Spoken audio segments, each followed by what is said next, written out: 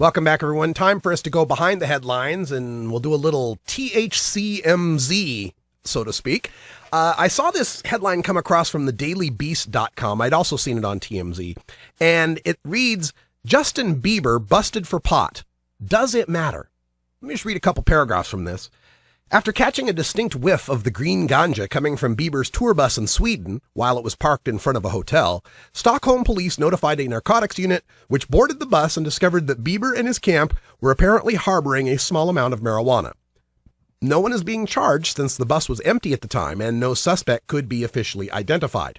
It's just that magical weed that just happens to be on the bus. For one, the notion that honing a bad boy image is bad for Bieber's career assumes that his young friends follow the obsessive TMZ coverage of his behavior, and, if they do, that they even care. But let's look at the stars recently spotted, if not officially busted by the popo, for smoking pot. Shia LaBeouf, Armie Hammer, Chase Crawford, Miley Cyrus, Cameron Diaz, Jennifer Lawrence, Frank Ocean. Bruno Mars was caught with a harder drug, cocaine, and it hardly caused a blip. Tweenage fans still gleefully belt out every one of his inescapable radio hits, unfazed by his drug-loving ways. Lady Gaga once said, quote, I smoke a lot of pot when I write music, end quote. Justin Timberlake proudly believes that, quote, some people are just better high, end quote. And Kristen Stewart, star of the tween holy grail, Twilight, confessed that she thinks smoking pot is, quote, no big deal, end quote. And then there's Rihanna. Have you ever seen her Instagram? It might as well be a website for high times. Yet that hardly has stopped her global radio takeover. If anything, the behavior amuses and endears her to a large portion of her fan base. The rest? They pretty much just shrug. Any stigma or liability that came along with celebrities embracing marijuana has gone up in smoke.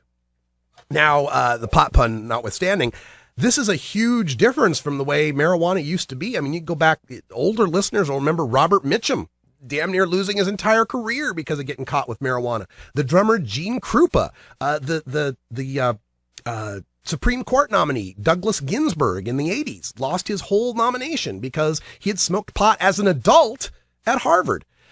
But why is this changing so much? Well, you only have to look at the demographics of the issue. I took a look today at the National Surveys of Drug Use and Health, which is the federal government's official surveys on who's doing what and how often, to get an idea of just why we have seen this massive change. So if you're watching on our web screen here, I'll just give you a look at some of these charts and statistics straight from the government.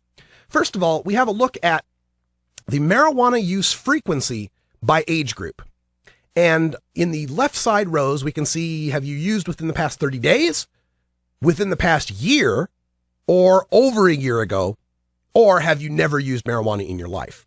And for the columns, we're going to break it down by teenagers, 12 to 17, and then young adults, 18 to 25, and then people 26 and older. And if we look at that middle column, we can find that people between the ages of 18 to 25, people you would assume to be Justin Bieber fans or had grown up with Justin Bieber, 18.8% of them are smoking pot within the past month, and another 11.7% within the past year, for a total of around, 30.5% of people aged 18 to 25 are smoking pot this year. It's almost 1 out of 3 young adults are smoking pot. Another graph that gives us another chart that gives us a look at some of this information is the fact that when we're talking about these young people and their use of marijuana, we're not talking about having to go to the street or having to go to the dealer or what we kind of call the black market.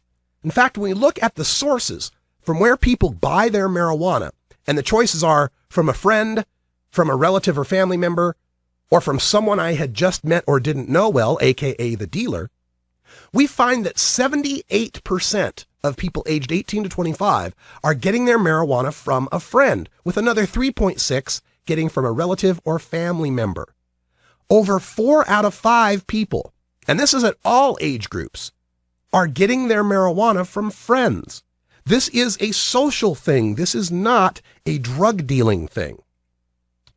And when we look at those young people, we can also take surveys on their attitudes toward marijuana. This comes from another section of the National Surveys on Drug Use and Health. It's a collection called the National Survey of Drug Use and Health RDAS, and it's a collection, kind of a summary of the data from 2002 through 2009. So this will give you an idea over the past decade, the people who've been growing up, what they think about marijuana.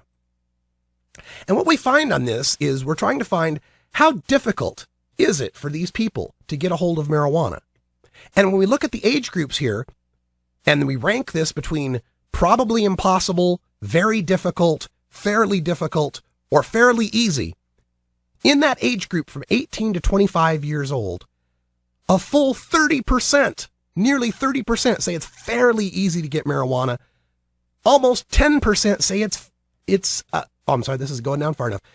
There we go. Got to bring it up a little bit. So almost 30% are saying it's fairly easy to get marijuana, and 47% are saying it's very easy to get marijuana. Over 3 out of 4 people between the ages of 18 and 25 find it easy to get a hold of marijuana, and that's under our current federal prohibition. No wonder they don't think it's a big deal. And the final bit of data I'd like to look at is the perception of risk. How risky do people feel it is to smoke marijuana once or twice a week? Fairly regular use of marijuana. And when we look at those statistics for the age group between 18 and 25, there's only 35% of them that think there's a great risk in smoking marijuana once or twice a week.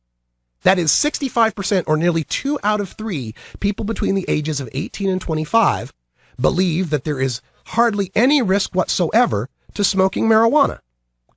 So when you look at these statistics, it seems fairly obvious as to why we are not seeing any of these young people get so upset about Justin Bieber or Justin Timberlake or any of these young people using marijuana. They do not see a great risk in using marijuana. And I would venture to guess that those who do see a great risk in using marijuana aren't seeing it as a health or addiction risk. They're seeing it as an arrest and incarceration risk, because marijuana laws disproportionately affect those who are under the age of 30. Most of the people arrested for marijuana possession are under the age of 30. This is a war on the young people, and the young people are not supporting it anymore. It is only a matter of time before the generation that grew up on Justin Bieber and Justin Timberlake are not going to vote for people that continue to treat them like criminals, and marijuana will be truly legalized in our lifetime. No, that's not the right one. There we go. Sometimes Libra Mater misbehaves there, Brian. Yeah, well, maybe she's sick too. Yeah, we could all be a little bit sick here. Hey, when we come back, it's Daily Choker Tunes time. We got a special for you. The Individuals live from Chicago with new music. Oh, have you ever met that funny